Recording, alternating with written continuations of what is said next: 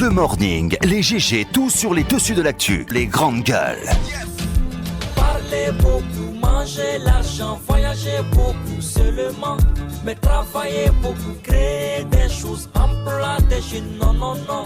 Les dirigeants africains, les dirigeants sont comme ça. Les grandes gueules. Merci de nous rejoindre dans cette émission. Le plaisir de vous accueillir très nombreux à l'écoute de cette émission. Vous êtes à région forestière, vous nous écoutez là sur 99.7, la même fréquence à Labé et dans le Kakandé, 99 tout court à Kankan, à Kindia. C'est Kanyazik, notre média partenaire qui relaie cette émission. Vous êtes à l'international, vous nous écoutez sur www.espacefmguinée.info. Vous connaissez les canaux habituels par lesquels donc nous faire parvenir vos réactions sur nos sujets et sur nos commentaires dans cette émission. À la une, cette question, quid du recrutement du nouvel opérateur technique qui aura en charge d'assainir le fichier électoral guinéen en vue des prochaines élections législatives prévues en théorie en fin d'année, pour la fin d'année. La question focalise les attentions au sein de la classe politique guinéenne au-delà du combat pour enrayer le projet de changement constitutionnel cher au camp présidentiel. L'opposition guinéenne se montre très concernée par le processus devant conduire au choix de cet opérateur technique. Elle pointe déjà la démarche qui est celle de la CENI suite à l'appel d'offres lancé par celle-ci au gré d'une dérogation obtenue auprès du MEF, ministère de l'économie et des finances, dans le cadre du recrutement déjà d'un cabinet d'ingénierie de gestion du fichier. Qu'en est-il de ce processus et quelles en sont les étapes? Nous poserons le débat dans cette émission. Où en est-on dans l'enquête relative à l'assassinat de la jeune dame Fatoumata Tounkara alors que celle-ci a rejoint sa dernière demeure? Le principal suspect, le mari de la jeune dame, a été arrêté et déféré à la prison centrale de Conakry. On fait le point sur cette affaire avec Antoine Kouma dans cette émission. D'un cas d'assassinat à un autre, la famille de Boukari Oubalde, l'étudiant tué à l'université de l'Abbé en marge d'une manifestation estudiantine, s'apprête à saisir la justice. Une plainte est en préparation à cet effet contre un certain nombre d'acteurs pour leur supposée implication dans la mort de cet étudiant. L'enquête annoncée par les autorités tarde à se conclure. Jusqu'où la famille de Boukari Oubalde compte-t-elle aller dans cette affaire? On posera la question. Et nous, Oubalde est membre de la famille, les journalistes, fondateur de guinématin.com. Il sera au téléphone dans cette émission. D'autres sujets viendront bien entendu garnir ce menu. Merci de rejoindre l'équipe. Mohamed Mara, bonjour. Bonjour Aboubakar, bonjour à tous. Bassekou, le rédacteur en chef, bonjour. Bonjour Aboubakar, bonjour à tous. Mohamed Ali Kondé. Bonjour Aboubakar, bonjour à tous. Bonjour Jacques Lewaleno. Bonjour Aboubakar. Bonjour Antoine Kourouma. Bonjour. Bienvenue. Donc, dans cette émission, pour commencer, Antoine, c'est pas passé inaperçu. Une équipe d'Espace TV prise à partie au kilomètre 36 hier par des jeunes surexcités. Habituellement, on accuse les forces de l'ordre souvent de s'en prendre à la presse. Mais cette fois, ce sont des citoyens qui se sont attaqués à notre équipe de reportage composée de cadreurs, notamment Yacouba Traoré et le jeune Sekou qui est stagiaire. Et une scène s'est produite hier au kilomètre 36 dans le secteur Sougueta. Ce sont des jeunes qui ont voulu venger la mort de leur ami qui a été tué suite à une bagarre. Apparemment, il y avait une kermesse au lendemain, ou le premier week-end qui a suivi la fête du Ramadan, une kermesse dans le quartier. Ce jeune était à la porte pour la vente des tickets. Et donc un groupe de jeunes s'y est venu et a voulu entrer de force sans payer de l'argent. Et donc ce jeune s'y est opposé, ce qui a occasionné une bagarre violente et il a été poignardé, selon ce que nous ont dit des témoins. Oui. Puis il aurait eu des soucis avec sa colonne vertébrale. Oui. On l'a envoyé à l'hôpital sino-guinéen. Il y a passé des jours et hier il a succombé de ses blessures. Alors, ses amis, ne pouvant pas supporter cela, ont voulu se venger en s'attaquant aux familles des jeunes qui ont attaqué la victime, Souma. Et donc, il y a eu de la violence du côté des 36, puisque près de 10 maisons ont été attaquées. Et la plupart d'entre elles ont été brûlées par ces jeunes. Et donc, on a estimé que puisque les personnes qui ont attaqué notre ami ont des familles, on va s'attaquer à elles. Alors, on s'est attaqué à ces familles-là en dévalisant des maisons, en les détruisant et en mettant le feu à quelques-unes d'entre elles. Alors, c'est surréaliste. Hein. C'est surréaliste, c'est incroyable. Alors, notre équipe, ayant appris cela, ce qui est logique, décide d'y aller. On envoie une équipe de reportage pour constater les faits. Yacouba Traoré s'y rend, il fait le constat de la démolition des maisons, il fait le filmage, il prend les images. À la suite de cela, il va dans la famille du jeune qui a rendu l'âme, afin d'avoir l'intervention, la version des faits de son père. Leur témoignage. Voilà, le sentiment de son papa. Il arrive, le temps pour lui de sortir la caméra et tend le micro au père de famille, des jeunes se jettent sur les caméramens, lui retirent la caméra, mais heureusement qu'il a su la protéger. Ils ont tenté de la détruire, ce qui n'a pas été possible. Ils ont cassé les trépieds de la caméra. Incroyable. Puis on lui a retiré son argent. Il a été victime de beaucoup de coups. Et le jeune qui l'accompagnait a été battu par des bois. Par ces jeunes. À l'aide des bois. À l'aide de bois, par ces jeunes. Alors, ils ont été sauvés, selon ce qu'ils nous ont dit, par des militaires qui étaient dans la zone, qui ont pu les extirper de là pour qu'ils aient la vie sauve. Ils ont quitté les lieux, ils nous ont appelés, le DRH d'Espace TV compte porter plainte aujourd'hui contre les auteurs de cet acte, et parce qu'on compte aller à la justice pour cela. Et ensuite, il semble que la famille du jeune ait envoyé une délégation hier dans la famille du cadreur afin de faire des excuses. Vous voyez, donc c'est un peu ce qui s'est passé hier. C'est dommage. C'est déplorable que ce soit les citoyens qui se comportent ainsi. Souvent, on estime que les forces de l'ordre nous attaquent, mais quand ce sont les citoyens, on ne sait plus quoi dire. C'est un acte incivique qui est à condamner. Ce n'est pas logique. Nous n'y allions pas pour aggraver la situation, mais c'était pour les aider, pour comprendre ce qui s'est passé. Bien. Mais si on s'attaque à nous, merci. C'est dommage. Merci. Peut-être le mot du rédacteur en chef. Oui, c'est comme ça. Yakou, bien naturellement, il faut bien préciser, il loge dans le quartier. Donc, généralement, il y a le social qui domine lorsqu'il y a des situations de ce genre. Je crois que ça arrive à tout le monde d'entre nous. On vous saisit directement parce qu'on vous connaît que vous travaillez dans un média pour vous expliquer ce type de problème. Donc, dès que c'est arrivé, il a reçu l'appel et moi, il m'a contacté. Puisque je n'étais pas ici à la rédaction, j'ai dit il faut voir avec Antoine comment est-ce que tu peux avoir l'autorisation d'aller sur le terrain. Il est allé effectivement, la scène, il nous l'a raconté comme ça. En tout cas, ça a l'habitude d'arriver. Moi, je l'ai dit, nous sommes en insécurité et souvent on pense que c'est seulement les forces de l'ordre qui sont nos problèmes. Ce n'est pas seulement ça. Il y a des citoyens, généralement, qui n'aiment pas voir les journalistes. Il y a des militants politiques qui n'aiment pas voir les journalistes. On a subi des violences ici par le passé. Mais pour le cas d'hier, c'est vraiment étonnant parce que l'appel est venu de quelqu'un qui est proche de la victime, c'est-à-dire du jeune qui a été tué.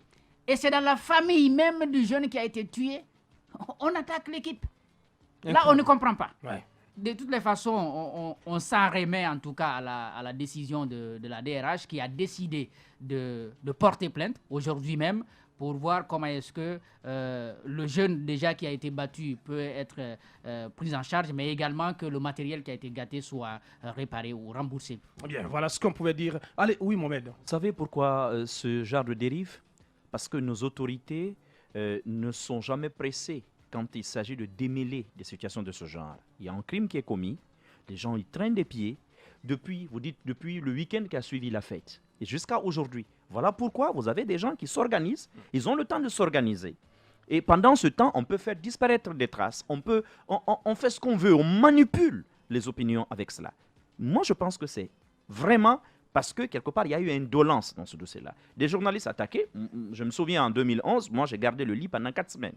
Je travaillais à l'époque pour notamment la Radio Renaissance qu'on venait de lancer à l'époque, mais c'était dans une situation extraordinaire. J'étais ce jour avec notre confrère qui était à Évasion récemment, Ibrahim Souri Kamara, notre Mamadi Massarin qui est toujours là-bas. Mais je vous dis, Dieu seul a sauvé nos vies. Et ça, ce sont des populations, simplement parce que nous sommes des journalistes. Je pense... Et personnellement, je ne suis pas d'accord pour toutes les fois où on dit qu'il faut aller régler à l'amiable. Yacouba aurait pu trouver la mort là-bas. Effectivement. Quelqu'un, il aurait pu prendre un coup quelque part, sensible, et puis passer de vie à trépas. Ça aurait pu être le cas de son collègue. Et moi, je rappelle, parce que Yacouba, c'est quelqu'un que j'ai côtoyé sur le terrain. C'est... À défaut d'être le plus expérimenté, c'est l'un des plus expérimentés de toute notre équipe de cadrage et tout ça. Il a énormément d'expérience sur le terrain. C'est quelqu'un qui sait exactement où il pose des pieds. Un grand professionnel est très posé sur le terrain. Mais exactement. Ouais. C'est quelqu'un, et d'ailleurs son domicile en question où nous avons été, où nous connaissons. Donc vous ne pouvez quand même pas c'est inacceptable. Vous brisez du matériel d'une station. On se rappelle, il y a encore l'année dernière, c'était du côté de Kankankura là-bas, où un véhicule d'évasion a été tout simplement incendié. Donc c'est devenu une habitude. Du côté de la casse. Oui, Kankankura, la casse là-bas. Ils ont incendié carrément un véhicule de reportage d'évasion Guinée là-bas à l'époque. Briser des matériels, c'est devenu une habitude. Moi, je pense que quelque part, il faut commencer par donner, par donner une leçon. Parce que ce n'est pas normal. Bien. Déjà, il y a quelqu'un qui est décédé. On ne fait pas la lumière et on laisse les jeunes s'organiser et encore continuer à violenter. Bien, ça, ce n'est pas merci. normal. Chapitre politique à présent, Bassiko, le RDIG qui explose à Guékédou.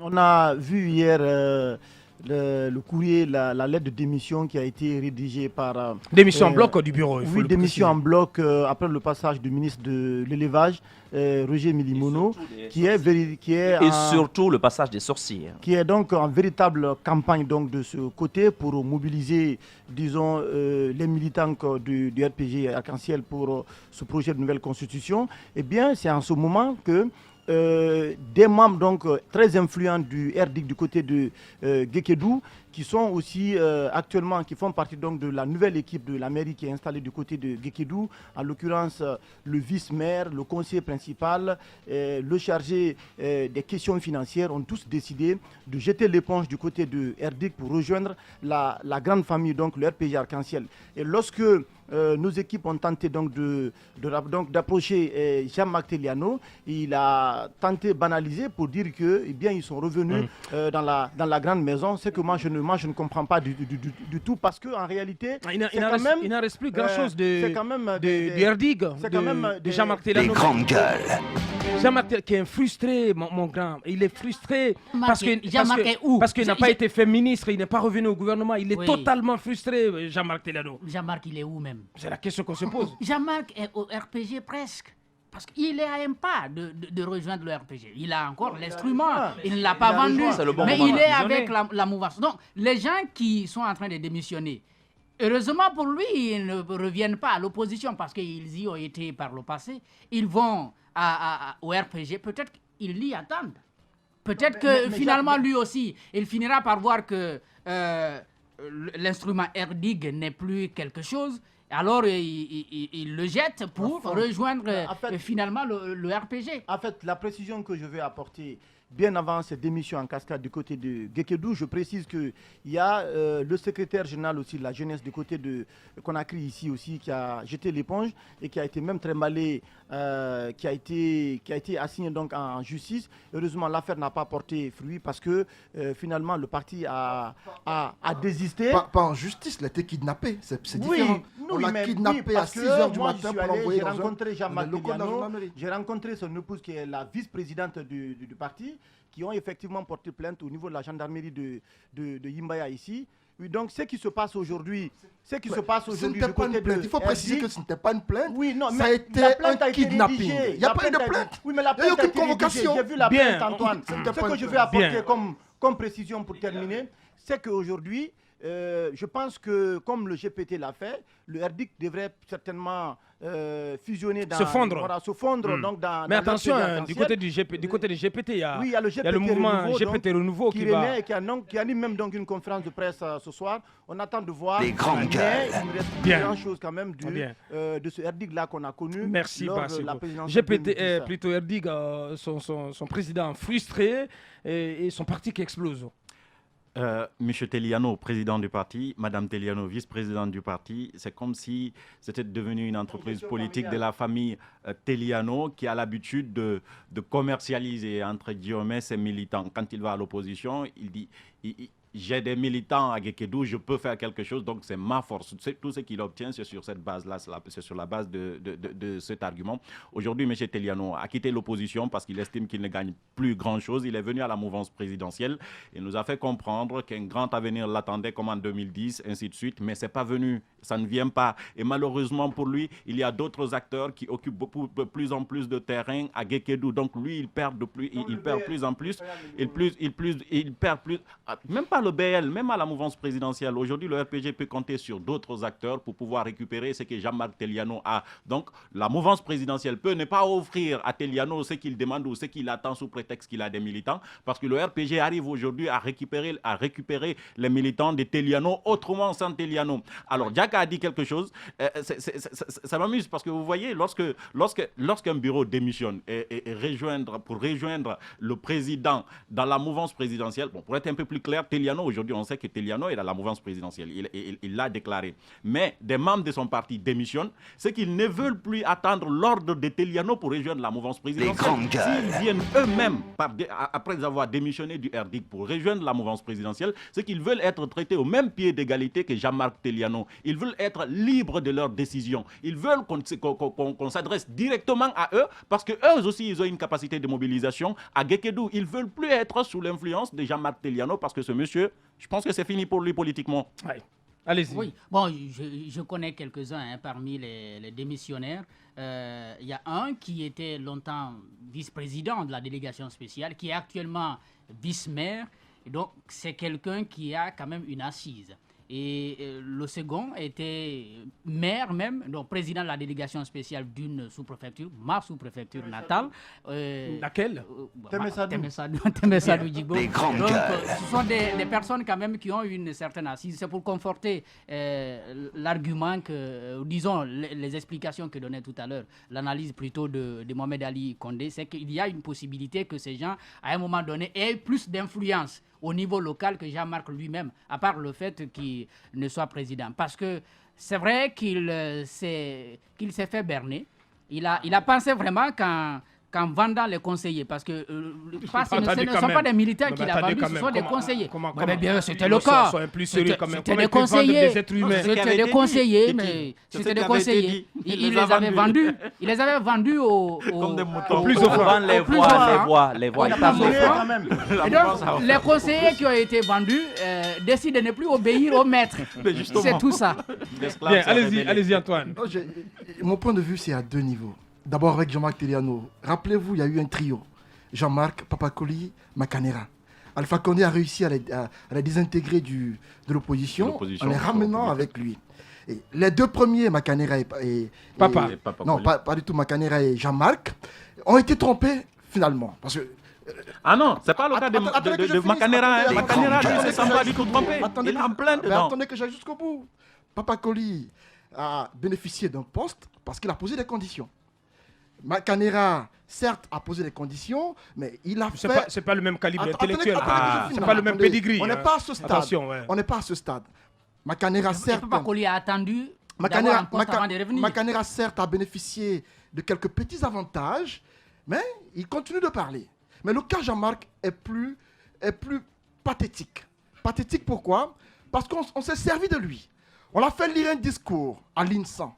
Ce qui n'était pas prévu. Il est malheureux. Il était assis à côté du président. Alpha était censé s'adresser à la population. Le président lui dit, tiens, prends le papier, va lire. Il va, et dans sa lecture, on a compris qu'il ne maîtrisait rien du contenu du discours du président. Attendez que je finisse. On a compris largement qu'on l'a amené à lire un discours qu'il ne maîtrisait pas du tout. À la fin de cela, depuis cela, dites-moi quand est-ce qu'on a vu Jean-Marc aux côtés du président. Il a totalement disparu. Alpha Condé s'est servi des images pour faire croire à l'opinion que Jean-Marc est avec lui désormais. Et donc, à ce niveau, le dossier est classé. Jean-Marc classé parce que toute l'opinion... Les grandes gueules. Parce que toute l'opinion l'a vu avec le président. Donc on s'est dit que désormais, officiellement, il est avec le président. Il ne peut plus faire machine arrière. Il reste avec lui. Entre-temps, il ne bénéficie de rien. L'autre pan, c'est la conviction des militants qui quittent le RDIC. Moi, j'ai un souci avec Guékédou et quelques zones qui, parfois, où se trouvent les militants du RDIC ou d'autres partis politiques. Facilement, ils vont ailleurs. Facilement, ils sont récupérés. Ils migrent facilement. Il y a un point de conviction. À un moment donné, c'était avec... comment il s'appelle, celui qui est en prison? Paul Moussa. Paul Moussa Diawara. À un moment donné, on a estimé que Paul Moussa avait réussi à dézinguer le parti de Jean-Marc Teliano. Le parti n'existait plus. Ça n'existait plus parce qu'à l'époque, Paul Moussa réussissait à mobiliser, il réussissait à faire en sorte que beaucoup quittent le parti de RDIC pour son parti. Mais aujourd'hui, depuis la condamnation de Paul Moussa Diawara, on se rend bien compte que ceux-là qui le soutenaient, mais ce n'était que pour de l'argent. C'était pour de l'opportunisme parce qu'aucun d'entre eux n'a une seule fois Mais c'est manifesté le cas de le son dire, il n'y a soutien. pas de conviction, grands il n'y a pas de conviction politique ancrée en Guinée. Il n'y a eu aucune manifestation de soutien à Paul Moussa Diawara. Bien. Aucune de la part de ses militants. Belle analyse. Je suis sûr d'une chose, si c'était un leader politique influent comme Cellou Dalein Diallo ou encore quelqu'un d'autre comme Sidia Touré qui était condamné au niveau de la maison centrale, mais je vous assure que les militants ne l'auraient pas accepté. Ils auraient manifesté. non, mais Même des conférences de presse, ils l'auraient fait. Le fait est que d'ailleurs, Il y a pas de conviction. ça étonne Antoine, mais lorsque le président c'est Teliano, la vice-présidente c'est la femme de Teliano dans un parti politique, mais qu'est-ce que vous voulez que les militants fassent de la conviction dans cette situation? Ils sont à Conakry ici, les premiers privilèges, c'est eux qui en bénéficient. Ouais. Les autres à l'intérieur font le travail et on les voit comment lui, il est en train de défendre ses propres intérêts, même pas l'intérêt de ses militants. Souvenez-vous de ce qui s'est passé lors de la répartition, comme l'a dit Jack, lorsqu'il vendait ses conseillers du côté de la forêt. Ça a déçu tout le monde, donc il n'y a pas une question de conviction. Pas de Il ne peut pas y avoir de conviction. Merci. Mohamed Mara pour clore. Oui, Jean-Marc, il y a eu l'effet surprise de 2010 qui a obligé Alpha Condé à en faire l'un de ses lieutenants. Et quand on sait que les élections présidentielles, les 2 tours, étaient sur une base totalement ethnique, il y a eu, si vous voulez, une sorte de nouveau dessin du paysage politique de notre pays. Parce qu'on sait que Arc-en-Ciel qui est arrivé au pouvoir, c'était, n'ayons pas peur des mots, c'était fortement basé sur la communautarisation, notamment de la scène politique dans notre pays. Donc il avait besoin de ces gens-là. Sauf qu'il y en a, à cause de leur manque de sérieux avec eux-mêmes, avec les militants, et parfois la roublardise, qui ont vu leur assise s'effriter au fil du temps. Alors, totalement. Alors, je vous rappelle déjà qu'en 2011, c'était lors de la première campagne agricole que Alpha Condé avait financé à coups de milliards de nos francs, parce que c'était, ne l'oubliez pas, c'était pas d'abord les mines, son premier objectif, c'était d'abord l'agriculture. Monsieur Jean-Marc Teliano, à l'époque, s'était vu reprocher des surfacturations à hauteur de 100%. Donc, je crois qu'il y avait un gap à l'époque de 40 milliards à justifier. Et je me rappelle de ce monsieur Jean-Marc Teliano qui a osé à l'époque aller devant les médias pour attaquer les déclarations du président. Alpha Condé, c'est quelqu'un qui est patient, mais c'est quelqu'un qui a la rancœur tenace et qui vous fait payer au moment que lui, il aura déterminé. Cette histoire-là, à mon avis, n'a jamais quitté les relations de Jean-Marc et monsieur le président. Absolument. Cela a continué. Mais Jean-Marc Teliano, vous avez vu, c'est quand même un peu une sorte de spécialiste quand même de la pirouette, je dirais même de la girouette politique. Ouais. Donc, et cela, à un moment donné, les militants, ils sont désorientés. L'arrivée en puissance de Paul Moussa Diawara en politique, vous avez vu, la principale victime, ça a été lui. Alors que Faya Milimono, lui, a pu, dans ce même terroir, conserver, justement, a pu asseoir même, je dirais même, consolider sa base. De l'autre côté, tous ceux qui se reconnaissaient dans la politique du président de la République sont allés du côté de Paul Moussa Diawara. Alors, vous vous dites pourquoi il n'y a pas eu de réaction après l'arrestation et la condamnation de Paul Moussa Diawara. Je crois que c'est là l'explication. Parce que son parti et ses militants sont déjà ancrés résolument du côté de la mouvance. Donc, forcément, il y a un autre discours. Mais ce que je veux dire, et je vais terminer là-dessus parce que personne n'en a parlé, c'est quand même la stratégie du RPG Arc-en-Ciel, moi, qui me fait sourire. C'est quand même ce mastodonte, mais qui bouffe ses propres alliés. Et ça m'amuse. Et je vous assure, cela n'augure rien de bon. Pour ce même projet comment ça s'appelle déjà, de 3e mandat, voilà, pour ce même projet, vous voyez aujourd'hui le RPG Arc-en-Ciel qui va dynamiter directement certains de ses alliés. Ça veut dire qu'on n'a pas confiance en cet allié-là. C'est la première des choses. Ça n'attaque pas à tous les alliés. C'est ce que je dis. Je dis en cet allié-là, ça veut dire l'allié dont on parle aujourd'hui, c'est le RDIC de Jean-Marc Teliano. On n'a pas confiance en lui. Ça veut dire, alors, pourquoi négocier avec un représentant quand le représenté est là? Ils savent déjà qu'ils peuvent puiser à souhait dans son parti, ils vont le faire. Mais de l'autre côté, ils savent que Jean-Marc Teliano est condamné désormais à rester à la mouvance au moins jusqu'en 2020, parce qu'il ne peut plus revenir à l'opposition qu'il a dynamité, qu'il a trimballé ici, qu'il a dans la boue. Donc, aujourd'hui, je pense que M. Teliano, il n'aura que ses yeux pour pleurer. Peut-être s'il veut sauver encore la face, il a le choix simplement de fondre le RDIC pour que ça devienne RDIC arc-en-ciel ou Bien. RDIC, je sais pas moi, une section du RPG arc-en-ciel. Parce que sur le terrain là-bas, vous avez des jeunes, notamment de l'ex-GPT de Kassori Fofana, qui sont en train d'abattre du boulot là-bas. Bien. Depuis des mois, depuis Merci. 3-4 mois. Merci, Mohamed. Et qui ont travaillé vraiment dans cette histoire-là. Je pense que finalement, le passé, si le passé de nos hommes politiques pouvait les rattraper tous de cette manière, moi je serais heureux. Merci. Les On grandes en vient gueules. à ce dossier, Antoine, assassinat de cette jeune dame, Fatoumata Tounkara. Où en sommes-nous avec l'enquête? Vous l'avez dit, Nabé Mori aurait été transféré à la maison centrale, parce que jusqu'à ce jour, on n'a pas d'informations claires sur sa position. La dernière, c'était qu'il était au PM3 de Matam. Et c'est là où je regrette le colonel Barry. On a comme l'impression que Barry est peut-être le seul à communiquer au nom de toute l'institution de la gendarmerie et de la police. Avec lui, on était situé à C'était une sorte de torche la hein, minute, pour éclairer les ténèbres. à la minute sur l'évolution des dossiers d'enquête. Depuis son départ, Tout comme Cassé aussi. Cassé. Il ne faut pas l'oublier. tous les deux, Cassé aussi, on l'a on l'a fait taire. on avait une idée claire de l'évolution des dossiers d'enquête. À ce jour, ce n'est pas le cas. Malheureusement, ce dossier si sensible, les Guinéens ne savent pas comment ça évolue. Qu'est-ce qui s'est exactement passé? On ne le sait pas. On a des versions des faits de part et d'autre.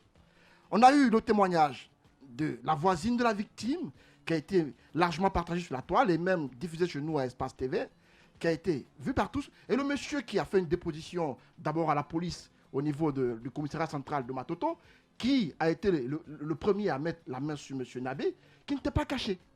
Qui n'était pas caché, parce que dans nos enquêtes, on a pu prendre langue avec des autorités de la police qui nous ont fait comprendre que ce monsieur-là, son cas mérite une étude scientifique.